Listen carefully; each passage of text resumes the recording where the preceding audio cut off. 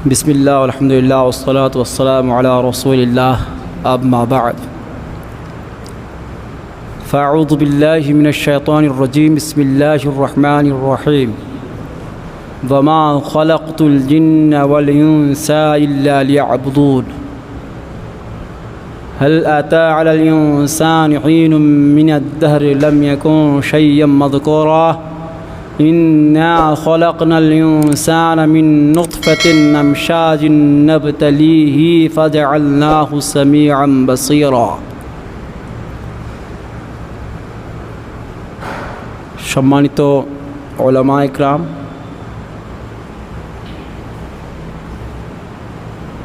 दक्षिण अंतरदीपा ও অন্যান্য গ্রাম থেকে আগত ইসলাম দরদি দিন দরদি শ্রোতাবৃন্দ,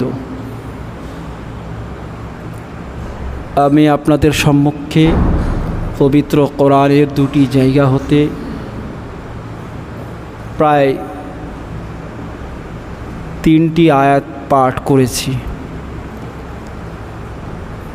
আপনারা সবাই অবগত আছেন যে আমাকে যে বিষয়টি নির্বাচন করে দেওয়া হয়েছে সেই বিষয়টি হচ্ছে আমি কি ও কেন,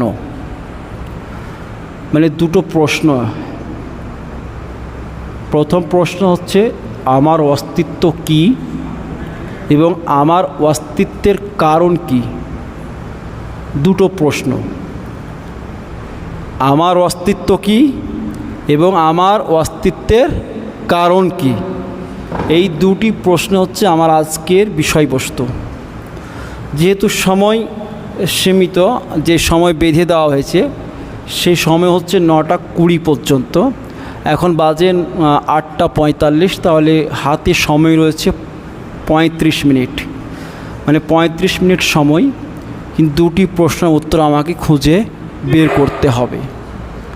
চেষ্টা করব, আল্লাহর কাছে আশা রাখব যাতে করে আমরা সঠিক তথ্য অনুযায়ী তথ্যবহুল আলোচনার মাধ্যম দিয়ে আমাদের নিজের অস্তিত্ব কি এবং কেন এটা খুঁজে পেতে পারি। এটাই আল্লাহর কাছে আমরা আশাবাদী, এবং এও আশাবাদী আল্লাহ যেন আমাদের প্রত্যেককে নিজেকে চেনার এবং নিজের অস্তিত্বের যে লক্ষ্য এবং কারণ সেটাকে বাস্তবায়ন করার তৌফিক দান করেন। আমি আপনাদের সম্মুখে যে প্রথম আয়াতটি পাঠ করেছিলাম সেই আয়াতটি সম্ভবত সূরা জারিয়াতের 56তম নম্বর আয়াত। সেই আয়াতটাই আমাদের জন্য এই বিষয়ের দুটো প্রশ্নের একই সাথে উত্তর রয়েছে। কি রয়েছে? দুটো প্রশ্নের উত্তর ওই আয়াতের মধ্যেই রয়েছে। আর আমার মনে হয় না যে এই আয়াত ছাড়াও আর কিছু প্রয়োজন আছে। তবুও যেহেতু একটু ব্যাখ্যা বিশ্লেষণের প্রয়োজন আছে, তাই ইনশাআল্লাহ সময়ের মধ্যে এটাকে ফুটিয়ে তোলার চেষ্টা করব ইনশাআল্লাহ। আয়াতটি কি? আল্লাহ তাবারক ওয়া তাআলা, তার আগে আরেকটা কথা বলি, কোনো জিনিস যতক্ষণ না নিজের অস্তিত্বকে চিনতে না পারবে সে কখনো নিজের অস্তিত্বের কারণ খুঁজবে না। যে নিজের অস্তিত্ব চেনে না সে একমাত্র পাগল ছাড়া কিছুই নয়। তাই যদি আমরা নিজের অস্তিত্বকে যদি খুঁজতে লাগতাম তাহলে আল্লাহকে খুঁজে পেতাম। কথাটা বুঝতে পেরেছেন? যদি আপনি যদি নিজের অস্তিত্ব খুঁজতে লাগতাম তাহলে কাকে খুঁজে পেতাম? আল্লাহকে খুঁজে পেতাম। কোনো জিনিস পৃথিবীতে, এই যে মোবাইল একটা অস্তিত্ব আছে কি নেই? এই মোবাইলের অস্তিত্বকে খুঁজতে গেলে এই মোবাইলের যিনি আবিষ্কারক তাকে খুঁজে পাবো কি পাবো না? তাহলে অটোমেটিকলি যদি আমরা নিজেদের অস্তিত্বর খোঁজে বেরোই তাহলে অটোমেটিকলি আমরা সৃষ্টিকর্তা এবং আল্লাহকে খুঁজে অটোমেটিকলি পেয়ে যাব।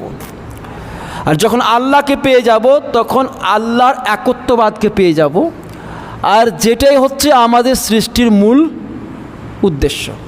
এই কয়েকটি কথা আমাদের আজকের এই বক্তব্যের মূল উত্তর।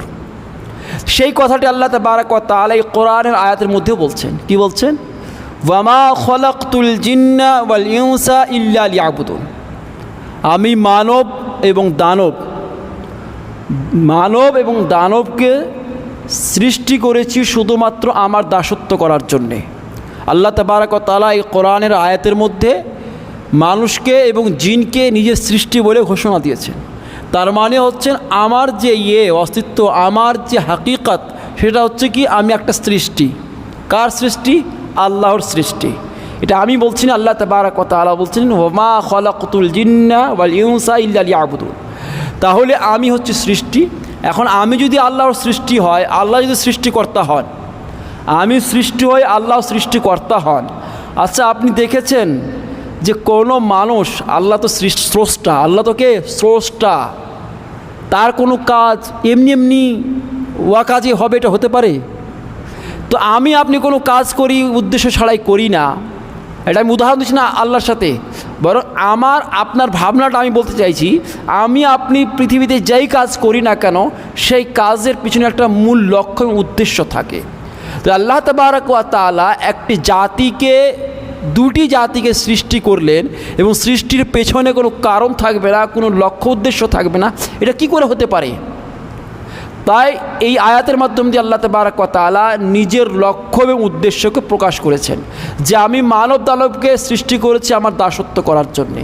আমি যদি এক কথাই বলি এইখানে, সেটা হচ্ছে এই যে আমার অস্তিত্ব হচ্ছে একজন আল্লাহর সৃষ্টি এবং আমার সৃষ্টির মূল লক্ষ্য হচ্ছে একত্ববাদ, আল্লাহর একত্ববাদ।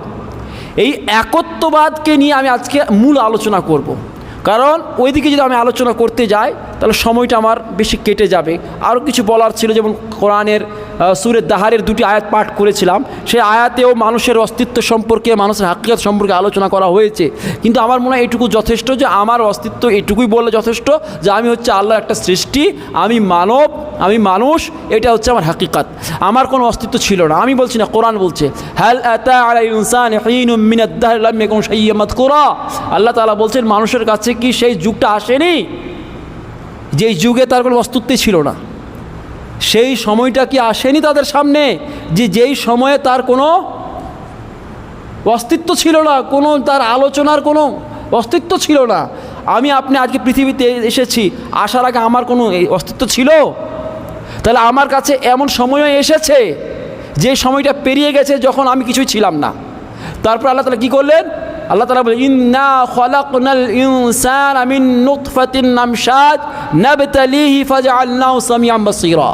তারপরে যখন আমরা কিছুই ছিলাম না, অতঃপর আল্লাহ তাবারক ওয়া তাআলা আমাদেরকে মানুষ রূপে সৃষ্টি করলেন। আল্লাহ তাআলা কি বলেন? আমি মানুষকে সৃষ্টি করেছি কিস দ্বারা? নুতফা দ্বারা। কেন?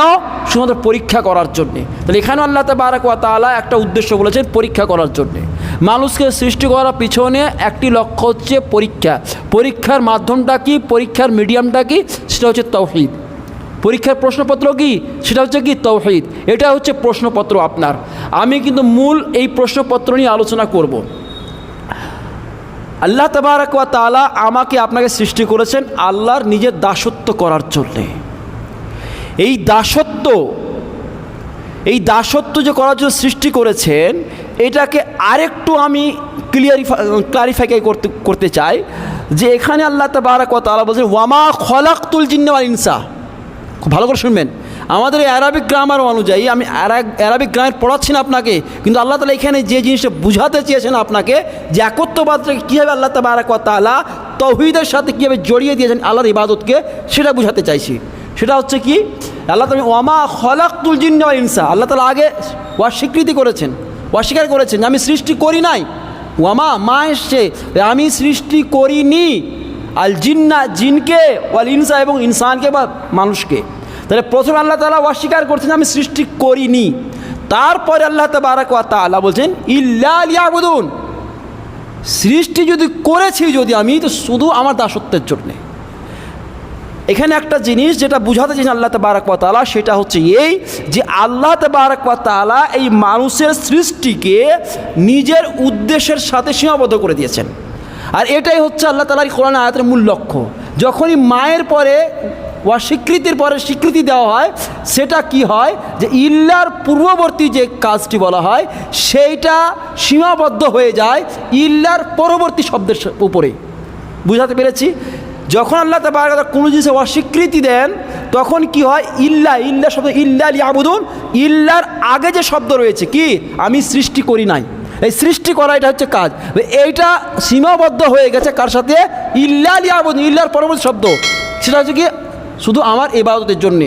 অর্থাৎ সৃষ্টি করা, আল্লাহর সৃষ্টি করার যে মূল লক্ষ্য সেটা আল্লাহর দাসত্বের জন্য সীমাবদ্ধ। তাহলে এছাড়া দ্বিতীয় কোনো আল্লাহর লক্ষ্য এবং উদ্দেশ্য নেই।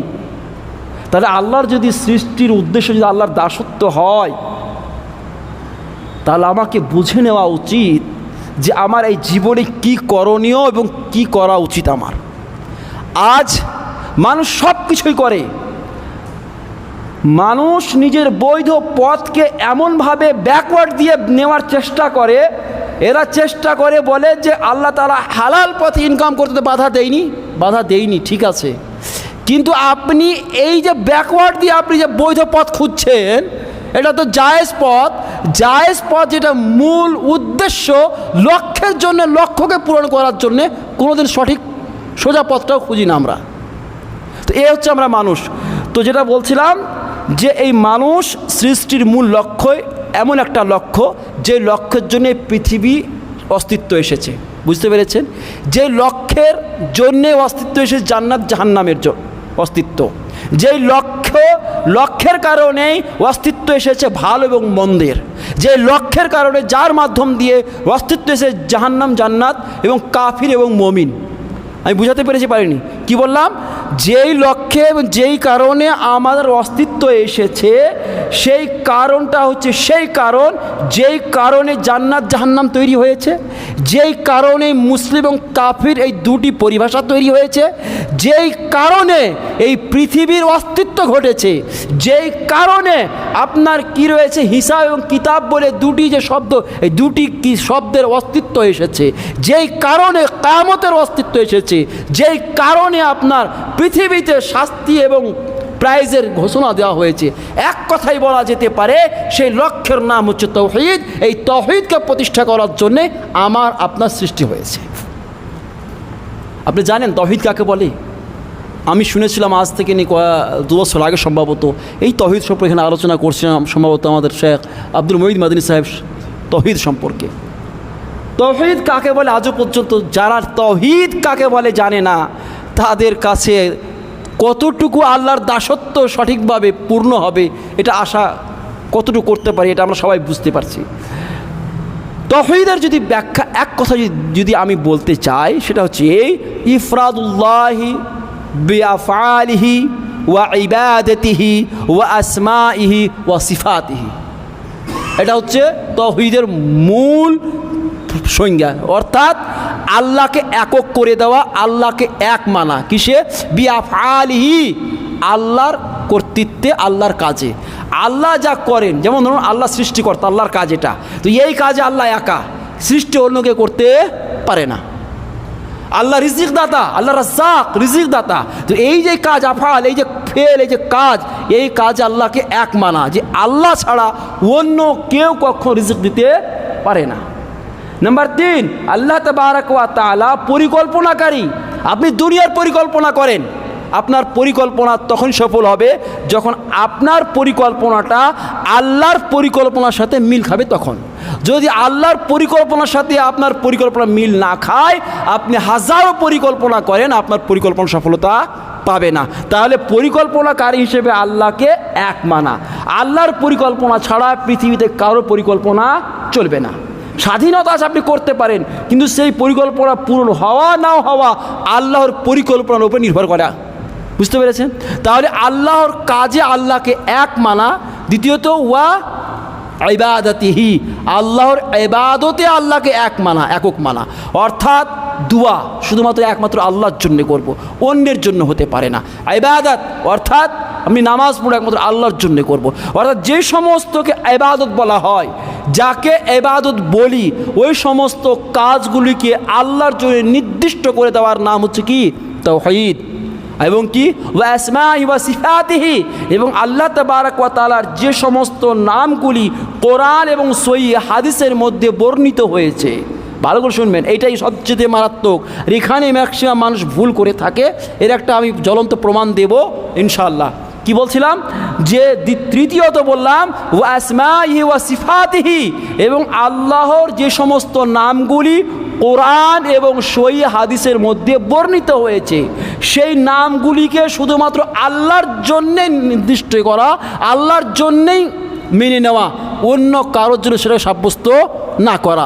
যদি আল্লাহর যে সমস্ত নামগুলি, যেটা 1,199টি নাম, এখানে আরেকটা কথা ক্লিয়ার করি, আমি শুনেছি তাই কথাটা বললাম। কেউ বলছিলেন যে আল্লাহর অগণন নাম আছে, 99টি নাম, এটা ভুল কথা। না, আল্লাহর নাম 99টি, আল্লাহর বৈশিষ্ট্যগত অনেক নাম আছে, কিন্তু নাম আল্লাহর হচ্ছে কয়টি? 99টি। এটা একবার সহিহ হাদিস দ্বারা প্রমাণিত, সেই মুসলিমের রিওয়ায়াতের মধ্যে এসেছে। যাক, আমি কী বলছিলাম, আল্লাহর নাম কয়টা?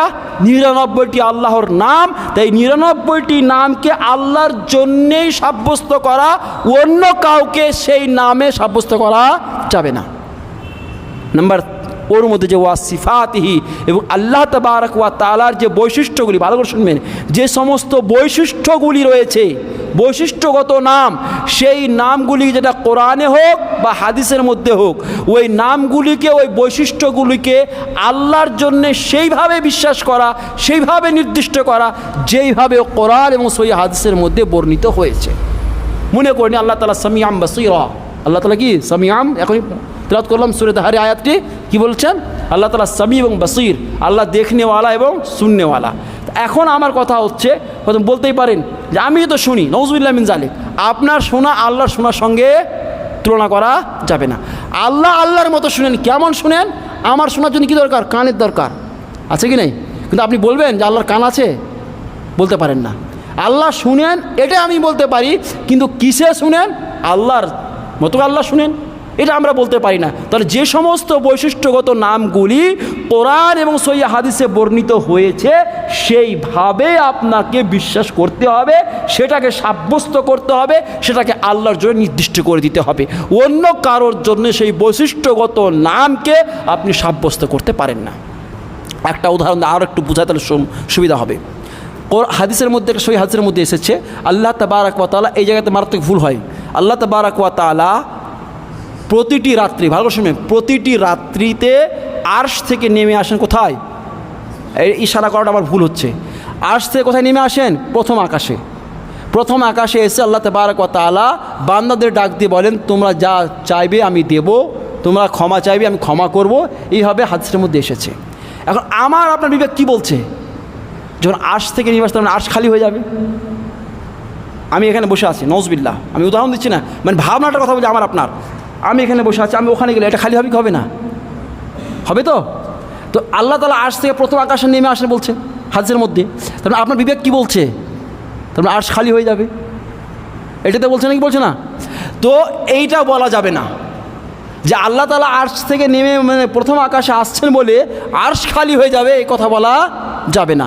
কারণ আল্লাহ তাবারক ওয়া তাআলা আমার মতো হবে, এটা কি করে হতে পারে? তাহলে আমার মধ্যে আল্লাহর মধ্যে পার্থক্য থাকলো, একজন সৃষ্টির মধ্যে এবং একজন স্রষ্টার মধ্যে পার্থক্য থাকলো। আমি চলে গেলে খালি, এটা সৃষ্টি আমি, এটা তো স্বাভাবিক। কিন্তু স্রষ্টা যে কোনো জায়গায় চলে গেলে যে সেই জায়গাটা খালি হয়ে যাবে, এই ভাবনা ভাবা যাবে না। তাহলে আল্লাহ তাবারক ওয়া তাআলা যতটুকু যেইভাবে সিফাতগুলি, বৈশিষ্ট্যগত নামগুলি যেইভাবে ব্যবহার হয়েছে সেইভাবে আল্লাহর জন্য সাব্যস্ত করা, সেটাকে কোনো সৃষ্টির সাথে সাদৃশ্যতা না দেওয়া, এর প্রতি বিশ্বাস স্থাপন করার নাম হচ্ছে কি? তাওহীদ। বুঝে আসলো?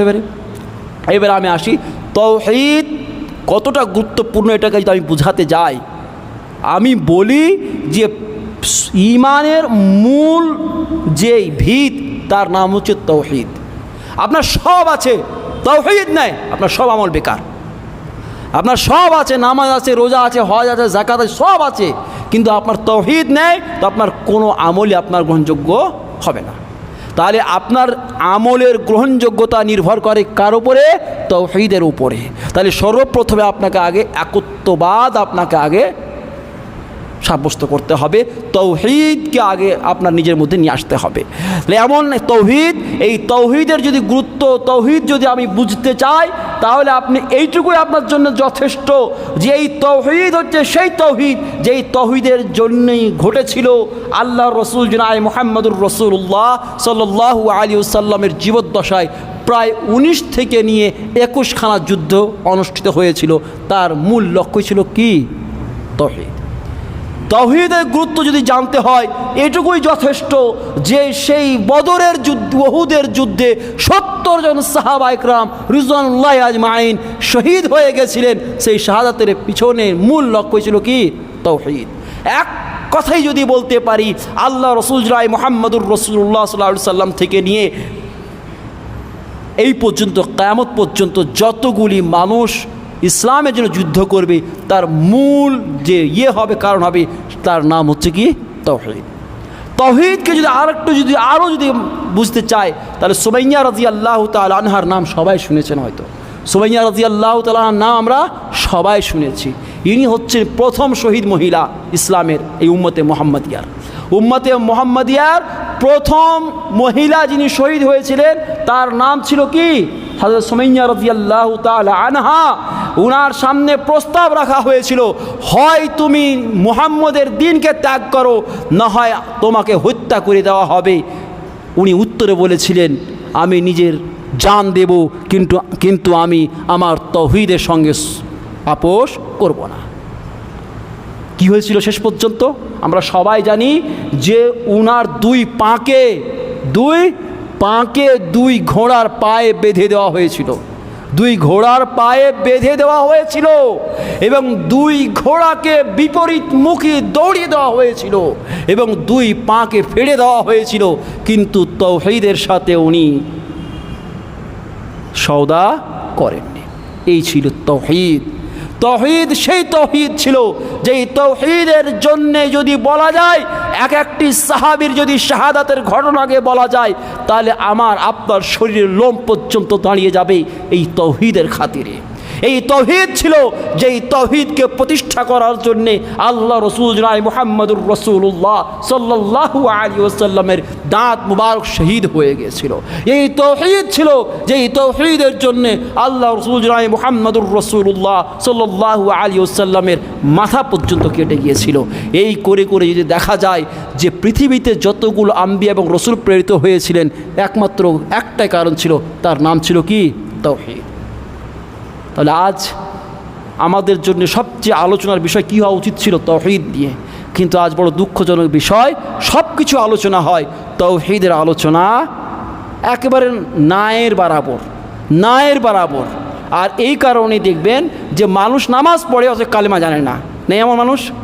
নামাজ পড়ে কিন্তু কালেমা জানে না। একটা মানুষ নামাজ পড়ে কিন্তু দেখবেন আমার সমাজের মধ্যে, আপনার এখানে আছে বলতে পারবো না, আমি যে জায়গায় বসবাস করি আমি জানি যে 50% মানুষ মহিলা থেকে নিয়ে পুরুষ পর্যন্ত যারা কালেমা পর্যন্ত কোনো উচ্চারণ করে জীবনে করেনি। ও তার নামাজ পড়ে লাভ হবে? যে কালেমাই পড়লো না তার নামাজ পড়ে কাজে লাগবে? সে হাজারো নামাজ পড়ুক, হাজারো কিছু করুক, তাওহীদ নেই তো কোনো আমল নেই ওর। তাহলে গেলে তাওহীদ এতটা গুরুত্বপূর্ণ জিনিস।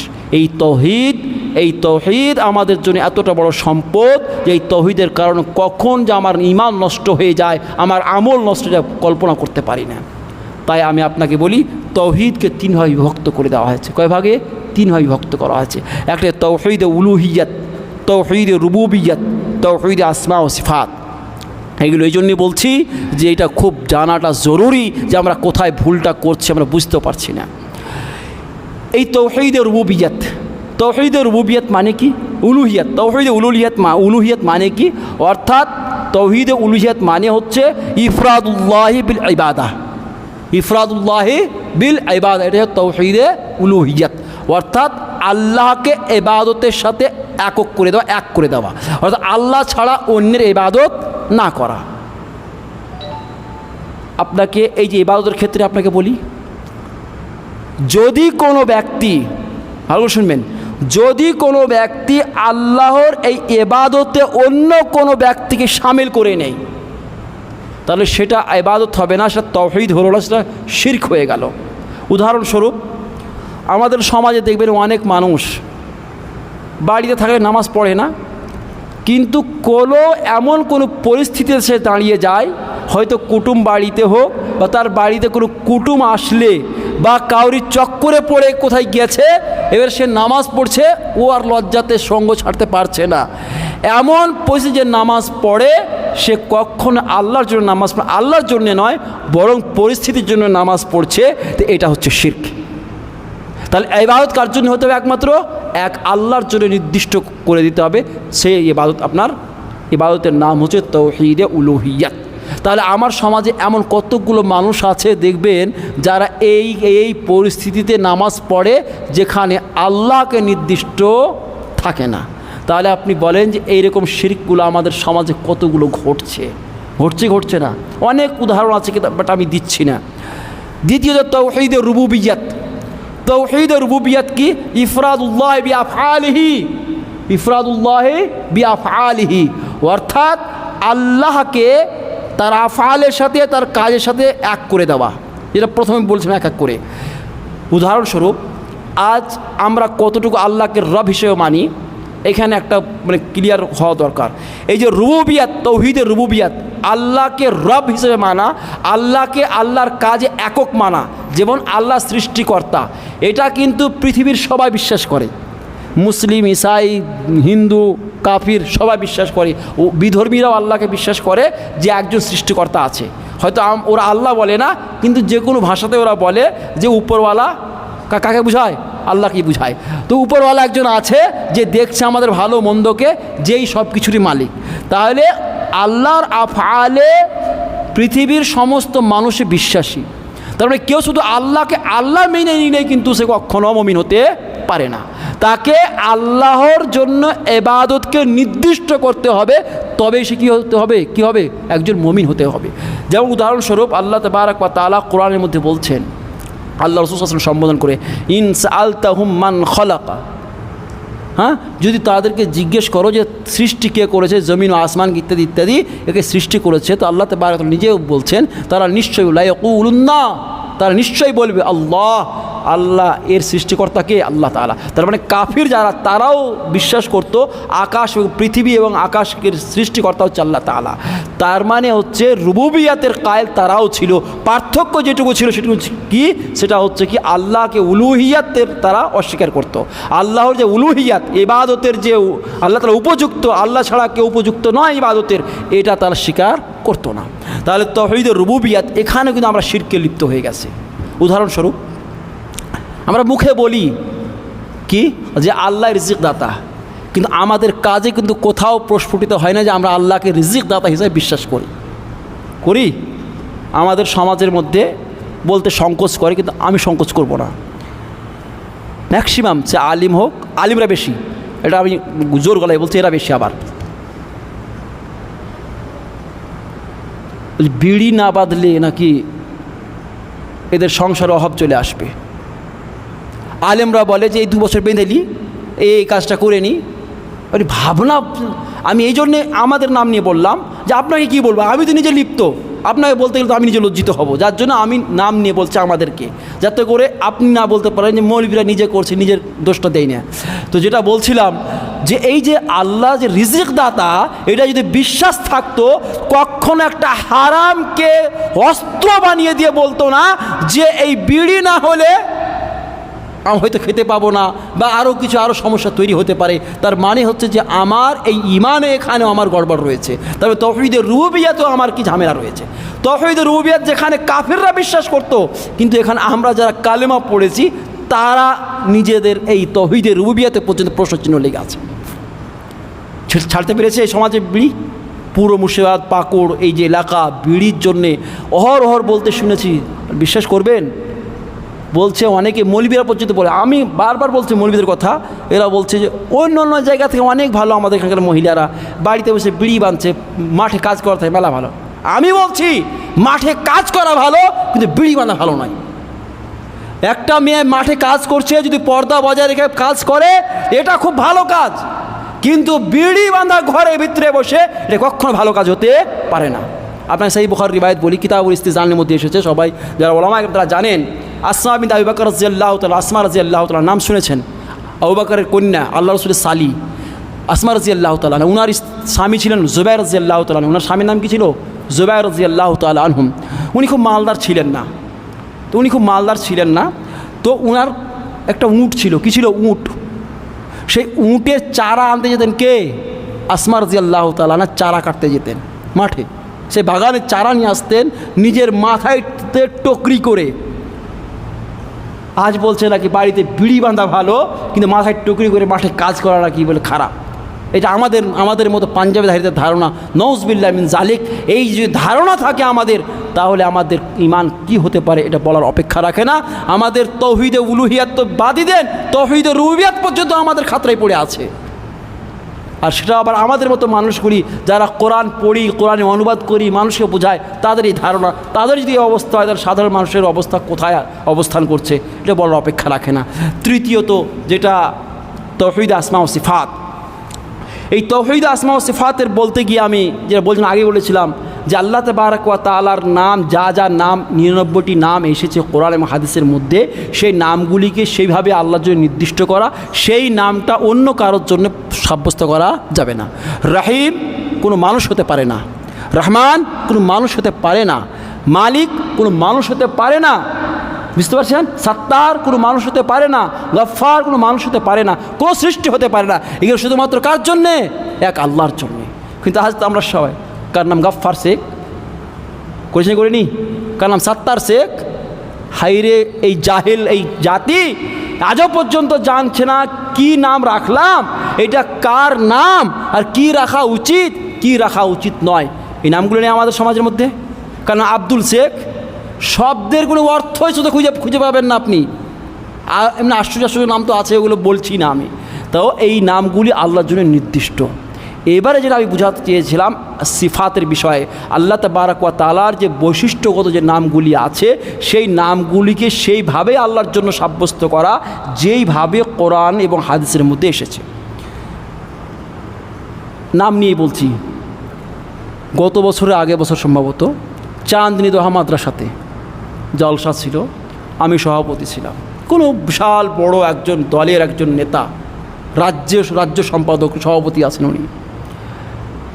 উনি বক্তব্য রাখছেন আল্লাহর রহমত সম্পর্কে আলোচনা করতে গিয়ে। উনি আল্লাহ কত বড় মেহেরবান দয়ালু, এই দয়ার উদাহরণ দিতে গিয়ে উনি মুরগির ছানার সাথে উদাহরণ দিচ্ছিলেন। বুঝতে পেরেছেন? মুরগি ছানার সাথে, যে একজন মুরগি কি করে তার ছানাকে মানে দয়া রাখে, সে সঙ্গে উদাহরণ দিচ্ছিলেন। আমি যখন এটাকে করলাম, কাউন্টার করলাম, যেহেতু ওখানে জামায়াতে ইসলামের পুরো কিন্তু আখাড়া, উনি জামায়াতে ইসলামের একটা পদাধিকারী, সবাই খেপে গেল। আল্লাহর কসম করে বলছি, একবারে চাঁদনী দোহার মাদ্রাসার জলসার কথা, খেপে গেল। আমি যেটা বোঝাতে চাইছি যে মানুষ আল্লাহর যে সিফাত সম্পর্কে কতটা অবহেলায় পড়ে আছে, যে ভুলটা বুঝতেও পারছে না যে আমি ভুলটা কোথায় করছি। আমাদের বক্তের মধ্যে অনেকেই ভুলগুলা মারাত্মক করে দেখবেন। আল্লাহ তাবারক ওয়া তাআলা পা আছে, এটা ঠিক, আল্লাহর পা আছে, বাট পাটাকে বক্তব্য রাখতে বলে আল্লাহ তাআলা নিজের পাকে জাহান্নামে ঢুকিয়ে দেবে, এইভাবে ইশারা করা, এটাও হচ্ছে কি শিরকের অন্তর্ভুক্ত। কারণ যে আপনি এই পা আপনার ইশারা করে দিয়ে আপনি দেখাতে চাইলেন যে এই আল্লাহর পা এরকমই হবে, এটাই মানিতে হলো যে আল্লাহ তাআলা জাহান্নামে পাকে ভরে দেবেন, যে আপনি আপনার পায়ে ইশারা করে দেখালেন এইভাবে ভরে দেবেন আল্লাহ তাআলা পা। তার মানেটা কি? যে আল্লাহর পা এরকম হবে।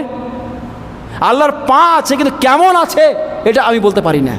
তা আপনি যখন ইশারা করে দেন, তার মানে আপনি আল্লাহর পাকে আপনি নিজের পায়ের সঙ্গে আপনি কি দিলেন? সাদৃশ্য দিয়ে দিলেন। আর এইটা কখনো করা যাবে না। আর আপনি বুঝতে পারছেন যে ভুলটা কোথায় হচ্ছে। এই যে আকীদা এবং তাওহীদ এত মারাত্মক এবং এত জিনিস, সূক্ষ্ম জিনিস, যেটা মানুষ বুঝতে পারছে না এবং এই সম্পর্কে আলোচনা হচ্ছে না। কারণ কেন জানেন? আমি যে আলোচনা করছি তো কাউকে ভালো লাগে না। কারণ কি জানেন? তাওহীদ ভালো লাগার জিনিস নয়। আলোচনা তো এখানে জোশ নেই, এখানে কোনো রকম আবেগ নেই, কোনো উত্তেজনা নেই, কোনো সুর নেই, ভালো লাগবে না। আর এই জন্যেই আলোচনা অনেকে করতে চায় না, যে মানুষ পছন্দ করে না। তো তাই আপনাদের সবাইকে বলছি যে এই তাওহীদ নামক যে সম্পদ, যেটা আমাদের চলতে ফিরতে নষ্ট হয়ে যাচ্ছে, আমরা বুঝতেও পারছি না। আমি নামাজ পড়ছি, অথচ আমার নামাজ বেকার হয়ে যাচ্ছে, কারণ আমার ঈমান নষ্ট অলরেডি হয়ে গেছে। আমার ঈমান নষ্ট অলরেডি হয়ে গেছে, যার কারণে আমার নামাজ কোনো কাজে আসছে না, এটা আমরা বুঝতেও পারছি না। তাই আমি আজকের যে টপিক, যে আমি কি ও কেন, আমি হচ্ছে একজন আল্লাহর সৃষ্টি, এবং আল্লাহর সৃষ্টির মূল লক্ষ্যই হচ্ছে আল্লাহর দাসত্ব করা। আল্লাহর দাসত্ব মানে আল্লাহর একত্ববাদ। আল্লাহর একত্ববাদ মানে হচ্ছে কি, যে এই পৃথিবী অস্তিত্বের কারণ আল্লাহ। এই যে একত্ববাদী হচ্ছে কার কারণ? এই পৃথিবীর অস্তিত্বের কারণ। এই আল্লাহর এই একত্ববাদী হচ্ছে এই জান্নাত জাহান্নামের সৃষ্টির কারণ। ঠিক আছে, এক কথায় পৃথিবীতে যা কিছু আছে, যা কিছু ফেরেশতা বলেন, আকাশ থেকে কিতাব অবতরণ বলেন, আপনি যা কিছু বলবেন, সব কিছুর মূল উদ্দেশ্য একটাই কি, সেটা হচ্ছে তাওহীদ। তাহলে এইটাই যদি সব কিছু হয়, তাহলে আজ আমার সমাজের মধ্যে দেখবেন যে তাওহীদকে আমি যদি পেতে চাই, তাওহীদ কোথায় পাবো? আমি তাওহীদ পাবো কোথায়? আল্লাহকে কোথায় পাবো? আল্লাহর একত্ববাদ কোথায় পাবো? অনেকেই মনে করি আমরা যে আমার ছেলেকে বা আমি নিজে আধ ঘন্টা মসজিদের মওলানার কাছে পড়ে নিব, আমি ইসলামকে পেয়ে যাব খুব সহজেই। 50 বছর বুখারী পড়ানোর পর একটা বিষয় ক্লিয়ার করতে পারছেন না ওলামা, এখন যারা যোগ্য ওলামা, যারা যোগ্য ওলামা তারা কখনো দেখবেন না যে এটাই ঠিক, এটাই ঠিক, এটা কখনো বলবে না। যোগ্য ওলামাদের একটা পরিচয় হতেই পারে না। অযোগ্যদের পরিচয় যারা বলবে এটাই ঠিক, এটা ভুল, এটা কাদের পরিচয়? অযোগ্যদের পরিচয়। যোগ্য লোকেরা কখনো এই ভাষা ব্যবহার করতে পারে না। যোগ্য লোকেদের বিতর্কিত বিষয়ে সবসময় একটা প্রশস্ততা রাখবেন ওনারা। ওদের ভাষাতে একটা থাকবে, অপশন থাকবে। ভাই যখন কালে কালে যুগে যুগে ইখতলাফ হয়ে এসেছে, বিতর্ক হয়ে এসেছে, আমি আজকে বলে দিলাম আমার বুঝে এলো এটা ঠিক, আর এটাইকে ঠিক করে দিলাম, বাকিদেরকে পাপি জাহান্নামে ভরে দিলাম, এটা কখনো সালাফদের নীতি হতে পারে না। তো এক কথা যেটা বলতে চাইছিলাম, যে এই তাওহীদ নামক যে সম্পদ, এই তাওহীদ নামক সম্পদকে যদি বাঁচাতে হয়, তাহলে গেলে আমাকে তাওহীদ যেখানে পাওয়া যাবে সেটা হচ্ছে কোরআন।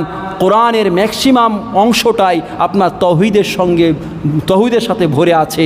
এই তাওহীদকে জানতে গেলে কোরআনকে জানতে হবে। কোরআন যদি জানতে হয় তাহলে আমাকে কোরআনের শিক্ষা অর্জন করতে হবে। কোরআনের শিক্ষা যদি অর্জন করতে হয়, সেইখানে আমাকে যেতে হবে যেখানে কোরআনের শিক্ষা দেওয়া হয়। কিন্তু আজ বড় দুঃখজনক বিষয়, আজ সমাজের কত শতাংশ মানুষ সেই জায়গায় উপস্থিত হয়েছে। সমালোচনা করার জন্য সবাই আছে, কিন্তু আল্লাহর কসম করে বলছি, আপনি যতই কিছু করেন না কেন, আপনি ভালো মানুষ, আপনার লক্ষ্য ভালো, উদ্দেশ্য ভালো, কিন্তু আপনার ঈমান নষ্ট হচ্ছে, আপনি বুঝতে পারছেন না। আজ আপনি বলেন, আপনাকে আমার বাংলার কথা বলছি, আমি এই বাংলার মানুষ, যদি ঝাড়খণ্ডের মানুষ, বাংলায় বসবাস আমার। দিনের বিষয়ে বাড়াবাড়ি কোথায় বেশি দূর নয়। আপনার পাকুড় কত দূর? পাকুড় এবং চাঁদপুর দূরত্ব কতটা? 3 থেকে 4 কিলোমিটার। আপনি বলেন পাকুড় ওলামা বেশি না এখানে ওলামা বেশি? ওলামা কোথায় বেশি বলেন? কথা বলেন। পাকুড়ে বেশি। যোগ্য ওলামা কোন দিকে বেশি? ওই দিকে বেশি। কিন্তু বিতর্ক কোথায় বেশি? জি না, বিতর্ক বাংলাতে। আপনি দেখেছেন ফিতরা নিয়ে পাকুড় ডিস্ট্রিক্টে কোনো ওলামাদের মধ্যে কোনো হচ্ছে? যেখানে যত বেশি, যেমন পাকুড় পেরিয়ে যাবেন আর একটু পশ্চিমে যাবেন, সেখানে আরও কম বিতর্ক, আরও পশ্চিমে যাবেন আরও কম বিতর্ক। কিন্তু যেমন যেমন পূর্বে যাবেন দেখবেন বিতর্ক বেশি। কারণ যেমন যেমন পূর্বে যাবেন ইলিম কম, আর যত ইলিম কমবে তত ফতুয়া বেশি। এদের ইলিম কম কিন্তু ফতুয়া এদের বেড়ে যাচ্ছে। তার কারণটা হচ্ছে একটা কি, ইলমের অভাবের কারণে। তো সব কিছুই ইলমের সাথে জড়িয়ে আছে। আজ তাওহীদকে যদি জানতে হয় তাহলে কোরআনের শিক্ষা অর্জন করতে হবে, আর কোরআনের শিক্ষা অর্জন করতে গেলে মাদ্রাসামুখী হতে হবে। আর মাদ্রাসামুখী না হওয়া পর্যন্ত আমি যতই কিছু বলি না কেন, যত কিছু স্লোগান দেই না কেন, কোনো কিছুই জাতির পরিবর্তন করতে পারবে না। জাতির পরিবর্তন তখন হবে যখন এর তাওহীদ শুদ্ধ হবে। তাওহীদ শুদ্ধ হওয়া ছাড়া যতই আপনি বেশি আমল করেন না, অন্য দলেরা আমল এতটি করবে কিন্তু ভিত নেই। ওই বিল্ডিং থাকবে? যদি এই বিল্ডিংটা যদি নিচে যদি মজবুত না থাকে, খোখলা থাকে, বিল্ডিংটা থাকবে না, পড়ে যাবে। অনুরূপভাবে আপনার যদি তাওহীদ না থাকে, যেটা ভিত, সেটাই যদি না থাকে, আপনি যতই আমল করেন না কেন সেই আমল সব বয়ে চলে যাবে, কোনো কাজে আসবে না। যেটা আমার বাংলার ম্যাক্সিমাম মানুষের অবস্থা হয়েছে। তাই অনুরোধ করব, আপনি হয়তো সুযোগ পাননি যে কোনো কারণবশত, আপনার সন্তানদেরকে কোরআনের শিক্ষার্থী বানান। দেখবেন আপনি নিজেও শান্তি অনুভব করবেন এবং আপনার পরিবার শান্তি অনুভব করবে, এবং আপনার পরিবার থেকে সমাজে শান্তি বিরাজ করবে। আর সমাজে যখন শান্তি বিরাজ করবে তখন একটা সুসমাজ গড়ে উঠবে। যখন একটি সুসমাজ গড়ে উঠবে তখন দেখবেন একটা দেশ সুরাষ্ট্র গড়ে উঠবে। তাই একটা সুরাষ্ট্র গড়ে ওঠার একটাই অস্ত্র, তার নাম হচ্ছে কোরআন।